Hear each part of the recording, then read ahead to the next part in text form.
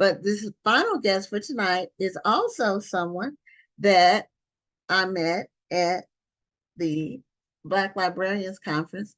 And it's funny because her name is Janice Newsum.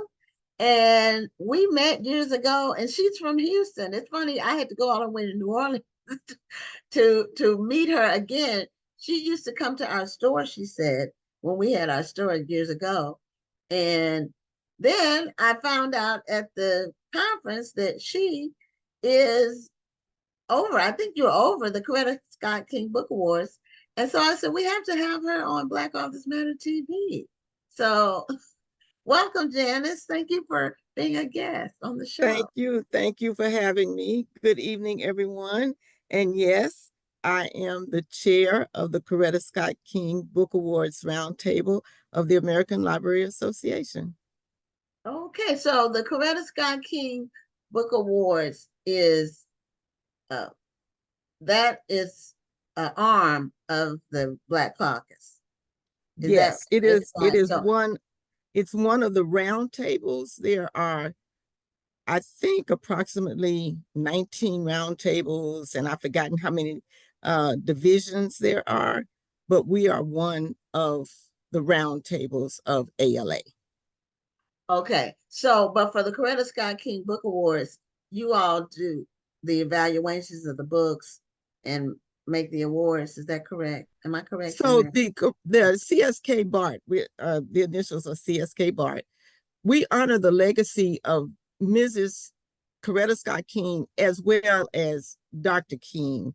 And what we do is we promote award-winning children's and young adult literature that is written by African-American authors or illustrated by African-American authors and that depict the Black experience. And so what happens is that publishers submit titles that they believe are appropriate and eligible for that award. And the award is given annually. And so they submit, we have a jury of 7 people around the country, and we have a jury chair, and they submit these titles, and jury members read these titles and then ultimately pick several to be either honor books or to be the actual award-winning title. We also have another award that we give, which is called the John Steptoe New Talent Award. And that award is given to an African-American author and an African-American illustrator who is new to the world of writing and authorship. Okay, so that's for someone who's like a debut author. Yes, that would be a debut author. You're exactly right. Okay, so how long has the Coretta Scott King Book Awards been around? Since the first award was given in 1970. So we actually celebrated our 55th anniversary at the American Library Association annual conference in San Diego this past June.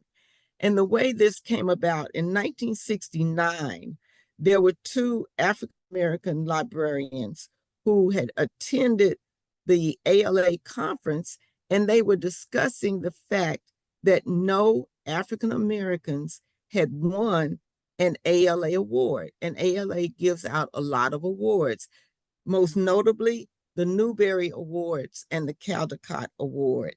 And no African-American, and ALA is 150 years old now. And so in 1969, no African-American had ever won an award. And as they were discussing this, a publisher overheard them. And the publisher said, then start your own award. And that is how CSK came about. And so they organized this award. At first, ALA did not recognize it, but they started by giving the award and having an annual breakfast at the American Library Association annual conference. And it was nearly, if my memory serves me right, it was nearly 13 or 14 years before ALA finally recognize this as an official award under the umbrella of the American Library Association. Oh, okay. Wow. Well, see, that's a story on don't wait for somebody to do something. You do it and then force the issue. You know, Exactly. that's The if you two, wait the on two other people, you gonna be waiting forever. That's right. They're never going to do it for you, right? So we have Right. to take control and do it ourselves. And so the two librarians they're now deceased, but Mabel McKissick and Glendon Greer. And they were at that conference that year in 69. And they came back in 1970 and decided to create their own award. And they did give that award. And the first award was given to an author who had written a biography of Martin Luther King Jr. And let me think, the title was, the author was Lily Patterson.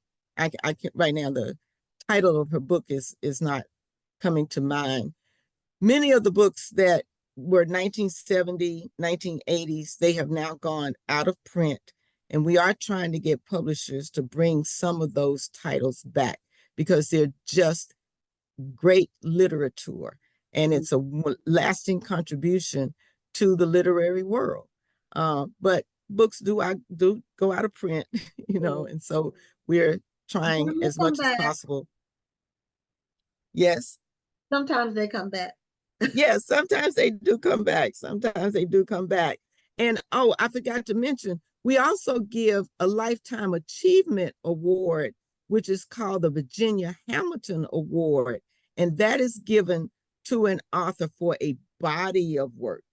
Okay. So our winner this last time was who was the 2024 winner? Oh my goodness.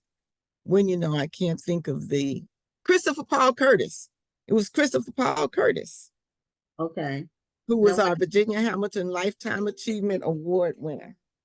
okay. And now you only get one award per year, correct? No, I no, mean, we the actually, Coretta Scott King, is that one award?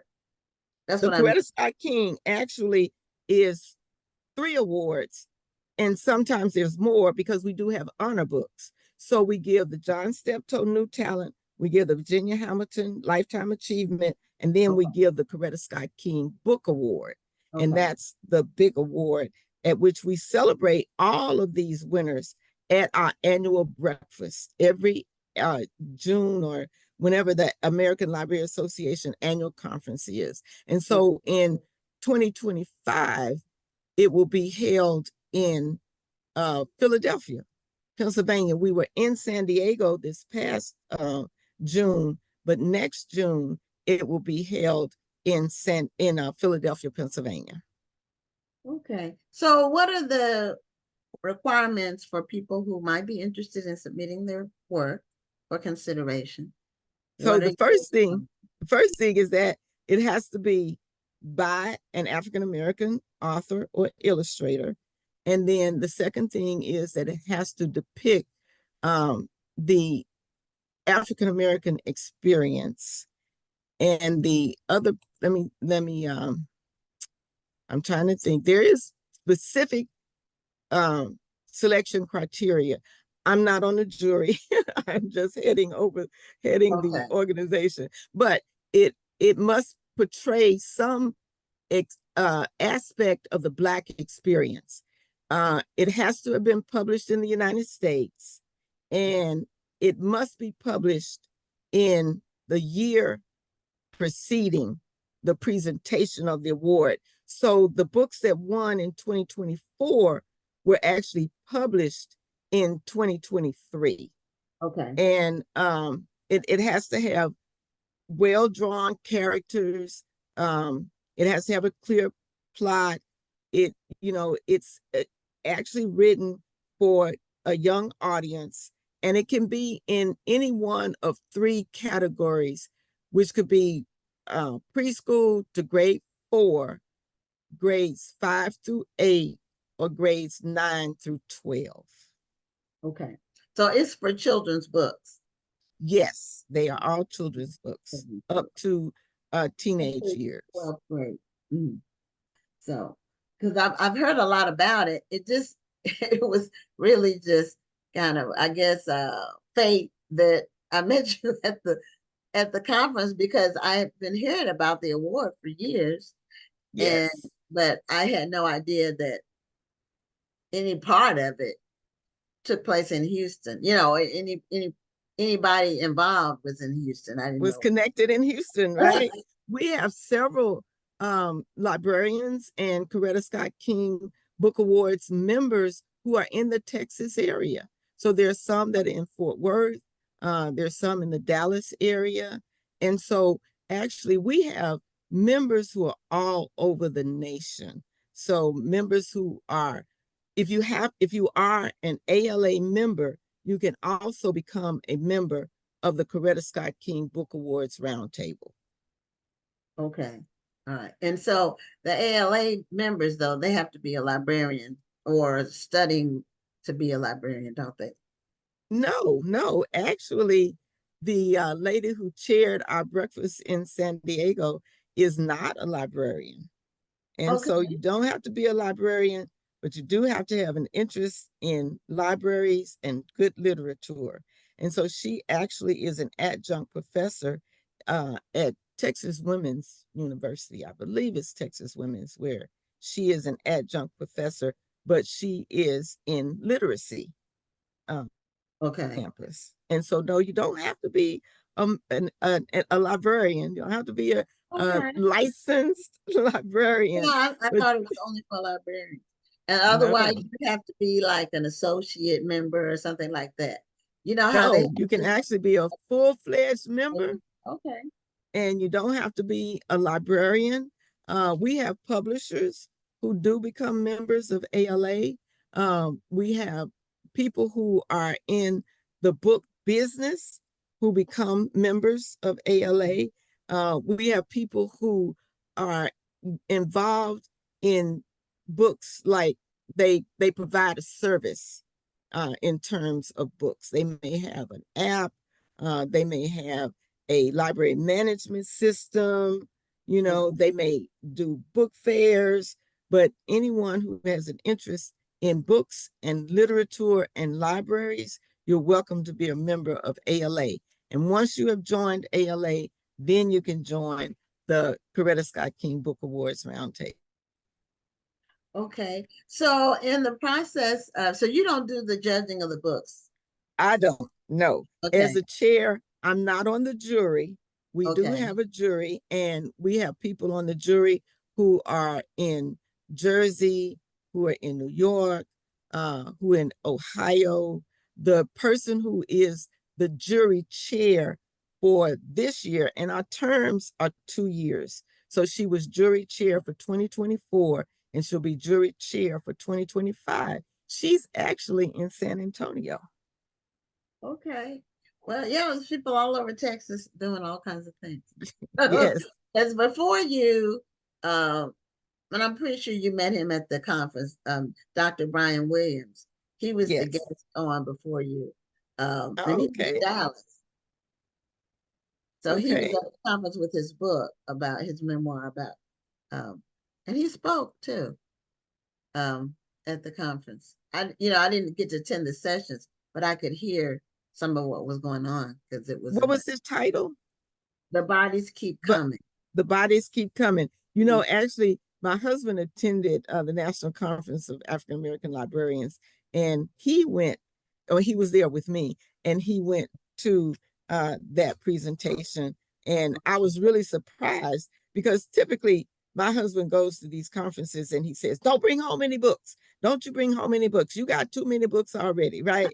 And here he comes after he goes to that presentation and he's like, "I got the book and I got it signed for you." He was so Oh, excited and so happy that he had done something really good for me, well, because I yeah, didn't get to, yeah, I couldn't go to the presentation either. because you were manning your booth. Were you Yes, the whole time? yes. So, if a person wanted to submit their book for next year, I'm assuming this year's already done. No, they're still receiving Oh, submissions, okay. and they will receive submissions, I believe, until November. And then no, it must be the end of October, because by December they have to have picked the winners. And then the winners are announced at what is called Live Learn X, and that's going to be in Phoenix in 2025. And so that's the venue where ALA announces all of their winners, whether it's the Batchelder, uh, Puree, Belpre, Newberry, Caldecott, Coretta Scott King, Stonewall, Cybert. So ALA gives out a lot of awards. Okay. Yeah. And they meet annually, but Yes. the Black Caucus meets every other year. Yes, exactly. Yeah. So now BCALA, the Black Caucus of ALA, is an affiliate of ALA. So the Right. structure is that we are actually a roundtable of ALA. They are an affiliate of ALA. Okay. All right. Mhm. Let's see. Okay. So if a person wanted to submit their book, how would they go about doing it since the window is still open? They can only submit through the publisher. So Okay. many of the So, okay. publishers do know about our award, but if there is a new author who has a title that is being published or has been published in 2024, you simply go to your publisher and speak with your publisher about submitting the title to the Black Caucus Roundtable. I'm sorry, to the Coretta Scott King Roundtable. Okay. So does it have to be, I think they're called the Big Five now, but I'm not sure. The No, five, New York, does it have to be one of the Big Five? no. Okay. That Okay. the only restriction is that it can't be self-published. But Okay. if you have any publisher, as long as it's published in the United States, it's any Okay. publisher. And so we spoke at NCAL at the conference in New Orleans. Mhm. We spoke with several um, authors who were not familiar with ALA, and we said to them, go back and say to your publisher, I believe my book is eligible for this award. Please submit it. Okay. So if any of you all are out there and you have a publisher, it doesn't have to be one of the Big Five. It can be one of the smaller publishing houses. And there are lots of publishers out there that are the smaller ones that are really, a lot of them put out a lot of titles every year. They're very prolific with putting books out. Then go to your publisher and see if they will submit your book for the Yes. Coretta Scott King Awards. And that would be exciting. I know oh, Mary said it's an informative interview with Miss Newsum. Mary's one of Um, our regular viewers. And she's also thank one you. of the managers at the National Black Book Festival. Yes. Mhm. And I learned so much by meeting and running into you again, because I was like, wait, I live right in Houston and I'm missing this festival. How could Right. I miss this festival? I travel around the country going to festivals, right? And And I it's missed the nice one that in my you're own on the same hometown. time. But Houston's so big that something can be happening on the opposite side of town and it can be 30 or 40 miles away and still be in Houston. But Exactly. you don't know about it unless you hear about it through word of mouth, or sometimes you see things on social media, or if there's advertising, but normally there's not like TV advertising for those kinds of things. It's normally Right. through social media or word of mouth. That's how most of the time people hear about it. So we Right. hope to see you at this year's festival for You sure. you definitely will. There's no way I'm going to miss it this year. Because I say sometimes you have to go all the way somewhere away from home to meet somebody that's from your hometown. And that's really Exactly. what that's really what happened. Um now what tell us a little bit about what you do. You're in the library system yourself as a professional. So tell us a little bit Yes. about what you do. Well, I actually started out as an elementary school librarian. So I began my library career. I was an elementary school teacher Okay. and was looking around for something else, right? I'm like, okay, I've been in the classroom now for 15 years. I don't really want to be a principal, but I would like to do something else and, maintain this career in education. And my sister-in-law lived in Columbus, Ohio, and she was a public librarian. And so I called her up and I said, tell me about librarianship. And so we talked, and she told me, her responsibilities, how she worked, her work schedule, that kind of thing. And I thought to myself, okay, I could become a librarian, but I need to be a school librarian because I do not want to give up summer vacation, Christmas holiday, spring Okay. break. Okay. Okay. And so That is I a decided, benefit. The yes, I decided to become a school librarian. And so I actually worked at the Jack Yates High School as a high school librarian as well. And then I was offered an opportunity to get my doctorate at Florida State University. And I decided to do that. And I went to Florida State, got my doctorate, and then was offered a position as a professor at the University of Houston, Clear Lake. So in the Houston area, there are two school library programs. The University of Houston, Clear Lake is the one in Houston, and then there's one at Sam Houston State in Huntsville.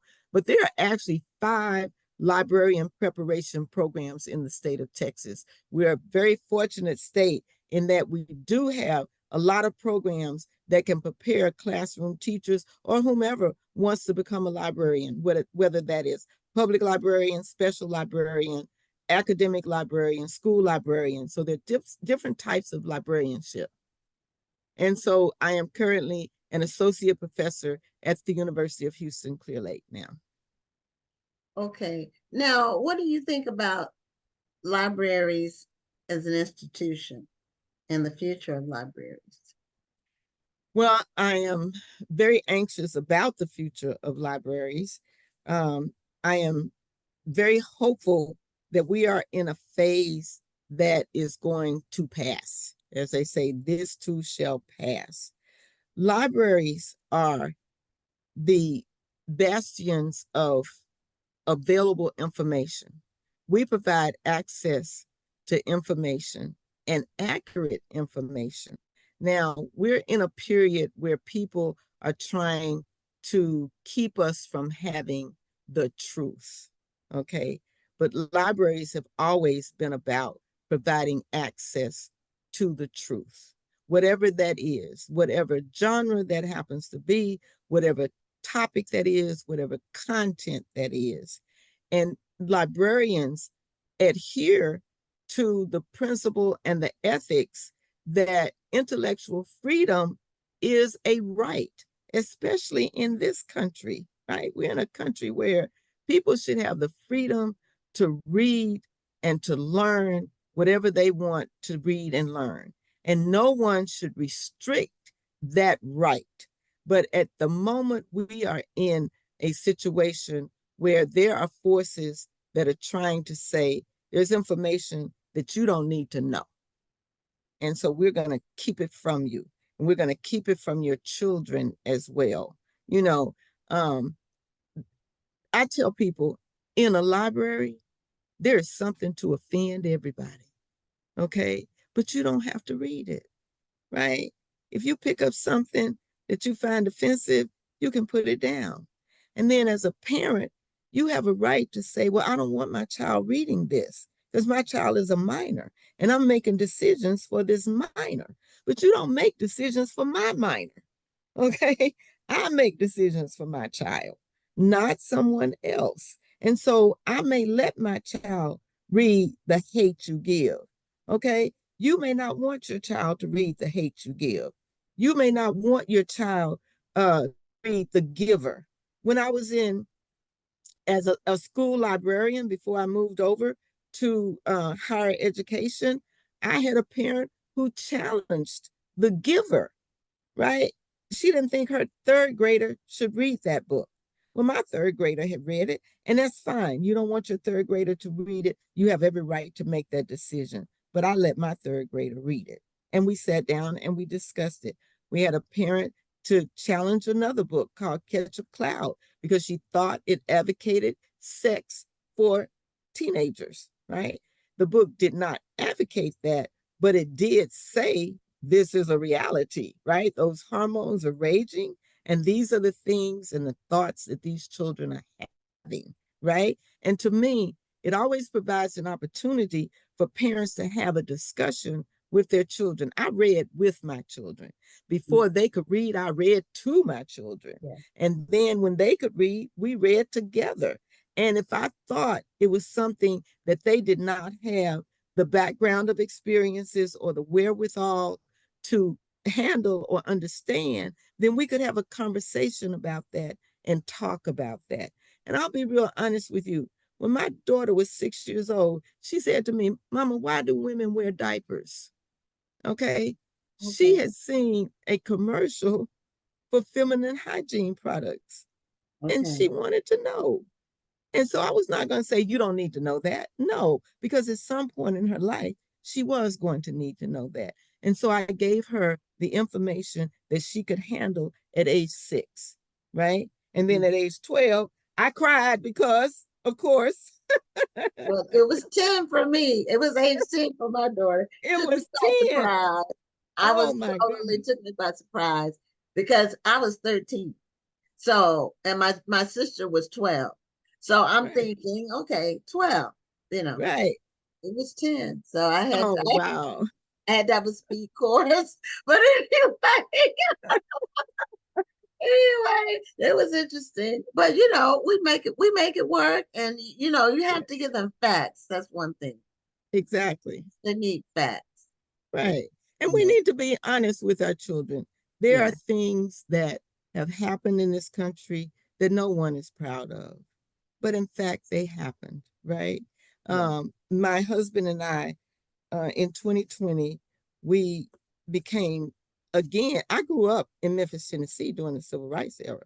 So my husband was a member of the Black Panther Party. We protested, we marched, we were a part of that whole scene as young adults, high school students, college students, right? But in 2020, we were like, no, we're not getting out to the street anymore, right? But what we can do is we can help people understand historically where we have come from, right? And that's important for people to understand where we have come from and how we are in the position that we're in today. And so we started working with the social justice ministry in our church so that we can begin to educate our young people. The other thing that we discussed was that we felt that the Jewish culture does a great job of telling their story. And so we started going to the Holocaust Museum on their free Thursdays to hear, right? To hear their story, because we felt like one of the ways that we have fallen short is by not telling our story.